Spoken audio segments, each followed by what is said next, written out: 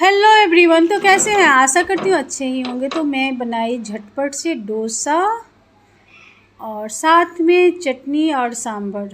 तो किन किन को खाना है आ जाओ। और अगर वीडियो पसंद आए तो लाइक करना, शेयर करना और सब्सक्राइब करना। और मेरी खुशी का ठिकाना नहीं रहा क्योंकि मुझे विशाखापट्टनम में दिख गई लहठी। तो लहठी की एक बहुत लंबी कहानी है, मैं बताऊंगी आप लोग को। तो यहाँ पे मैं अपना साइज़ देख रही थी। तो चलिए, संडे है तो यहाँ पे मैं सुबह से काम में लग गई थी। नहा धो ली थी पहले, इसके बाद पूजा पाठ करने के बाद घर के काम में लग गई थी क्योंकि साफ़ सफाई अभी चल रही है। और साथ में संडे है तो बच्चे भी घर में हैं, तो मैं सोची चलो नाश्ता आज कुछ बना ही नहीं क्योंकि किचन का ही सफाई चल रहा था। तो सबसे पहले फ्रूट काट के दे देती हूँ, जिसमें मैं ये पपीता काटी और एप्पल दे दी उन लोगों का काट के। और साथ में सब्ज़ी वहाँ पे बैठ के मैं ऐसे हाँसू से काट लेती हूँ। यहाँ दाल भी चढ़ा दी थी, तो दाल भी हमारी पक गई है। और सब्ज़ी सबको पानी में डाल के मैं छोड़ दी थी, जिसमें है भिंडी, बैगन, लौकी और 2 प्याज। तो प्याज बिल्कुल ऑप्शनल है, आप डाल भी सकते हैं और नहीं भी डाल सकते। एकदम मोटा मोटा सब्ज़ी काटना है, छोटा सा नहीं जो गल जाए, इस तरह का नहीं। और साथ में यहाँ सारे सामान मैं एक तरफ निकाल के रखती हूँ और इमली भी भिंगा के रख दी हूँ। और तड़के के लिए, फ़ोरन के लिए भी निकाल ली हूँ एक प्लेट में। आजकल ना मुझे भूलने की आदत पड़ गई है, पता नहीं ये कब जाएगी। यहाँ पे बहुत अच्छा से ये डोसा के लिए फूल गया है, तो उसी को मैं मिला दी क्योंकि बड़ा बर्तन में इसीलिए रखना चाहिए ताकि ऊपर से फूल के गिरे ना।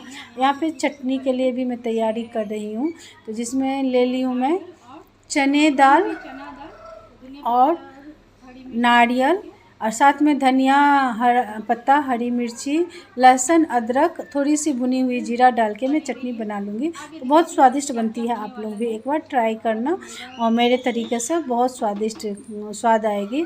और यहाँ पे एक जो दाल हम बॉयल कर लिए थे उसी में ये सारा सब्ज़ी डालकर 1 सीटी आने तक पका लेंगे, क्योंकि ज़्यादा सीटी नहीं लगाएंगे। सब्ज़ी ऐसे खिले खिले रहना चाहिए, मैसी नहीं होना चाहिए, इसके लिए।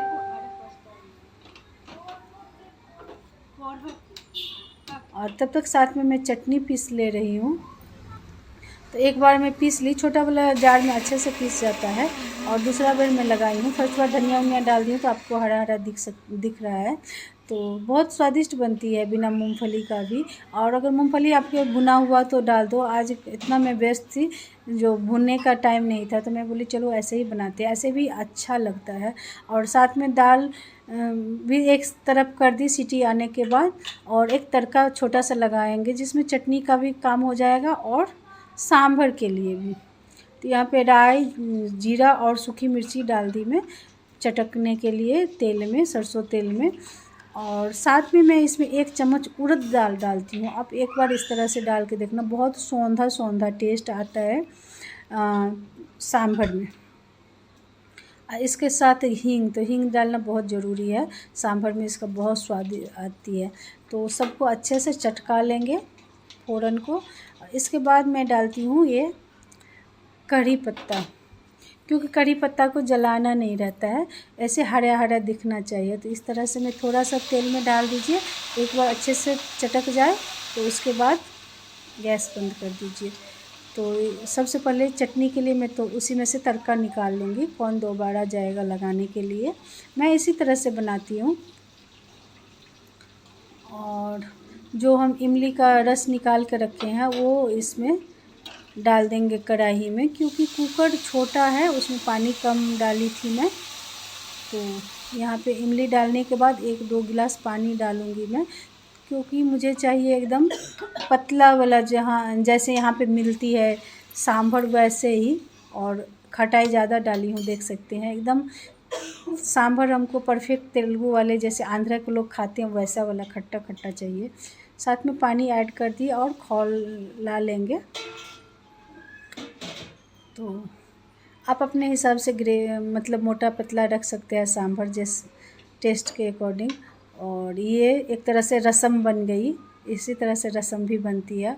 और ये सारा बॉयल किया हुआ दाल सब्ज़ी इसी में मैं ऐड कर दूँगी। और दाल को इस तरह से थोड़ा सा मैसी कर ले रही हूँ मैं चम्मच से ही, और मिक्स करके सारा निकाल दे रही हूँ कुकर में जो भी लगा हुआ है सब, क्योंकि फेंकना नहीं है। इस अनाज के लिए हम लोग कहाँ से कहाँ आए हैं। तो देख सकते हैं सांभर बनके तैयार है। अब इसमें सांभर मसाला डालने का बारी है, क्योंकि दाल तो पहले से पकी हुई है और जो हम पानी डाले थे वो भी खौल गया है। तो अब डाल दी मैं इसमें सांभर मसाला। ऊपर से डालने से बहुत टेस्ट अच्छा आता है, क्योंकि सारे मसाला भून के पीसते हैं सांभर को, तो उसको पहले डालने की कोई ज़रूरत नहीं है। ऊपर से डालने से ही इसका टेस्ट अच्छा आता है। इसके साथ थोड़ा सा मैं गुड़ डाल दूँगी यहाँ पे, तो ये बन जाएगी एकदम परफेक्ट खट्टी मीठी चटपटी सी सांभर।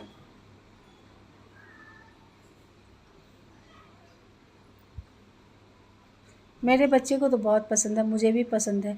और ज़्यादा सांभर इसलिए बना ली, अगर टाइम नहीं मिलेगा तो मैं चावल भी बना के इसी के साथ में खा लूँगी। और ये अच्छा सा एक क्या बोलते हैं सांभर मसाला का और ये खट्टा इमली का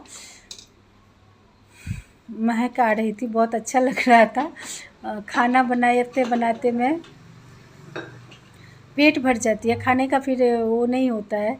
किस किस को ऐसा होता है, मुझे तो ये ऐसे ही होता है। कोई बना के दे तो खाने में बहुत अच्छा लगता है, खुद से बनाओ तो देख के ही पेट भर जाती है।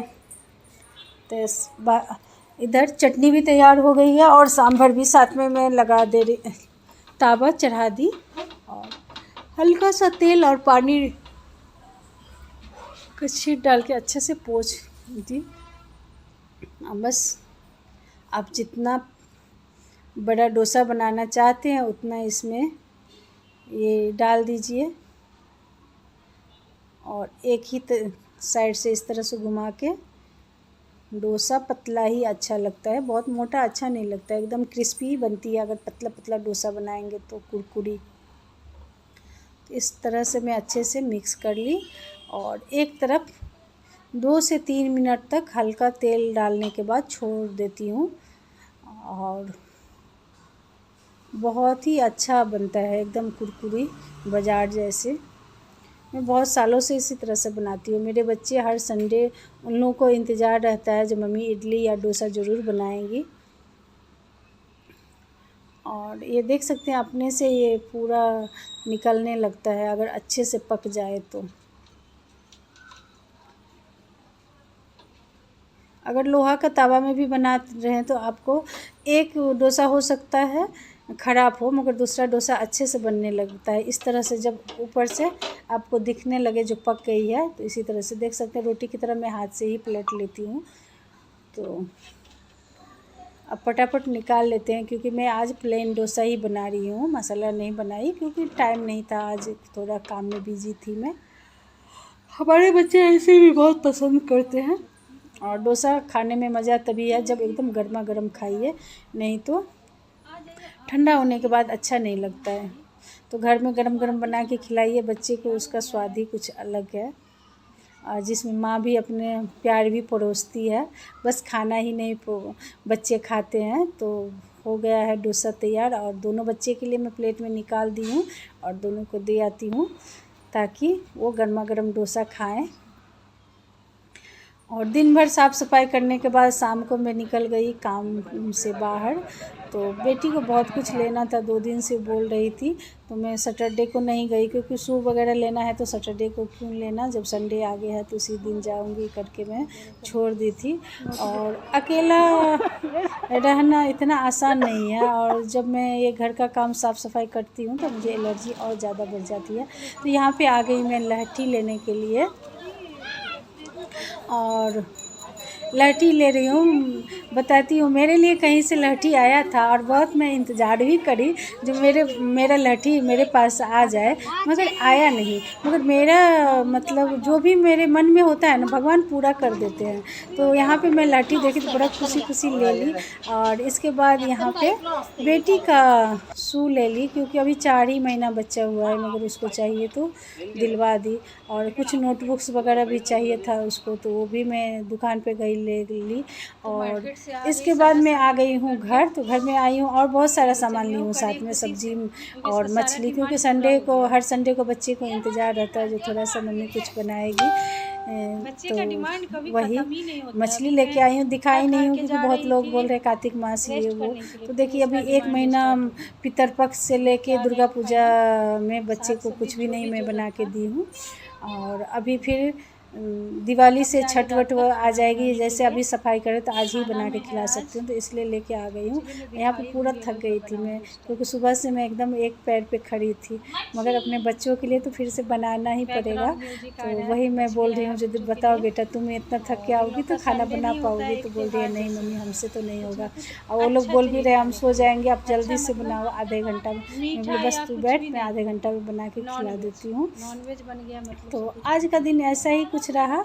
तो वीडियो पसंद आए तो लाइक करना, शेयर करना और सब्सक्राइब कर लेना। कैसे लगे वीडियो ज़रूर कमेंट में बताना। बहुत बहुत धन्यवाद आप सभी को।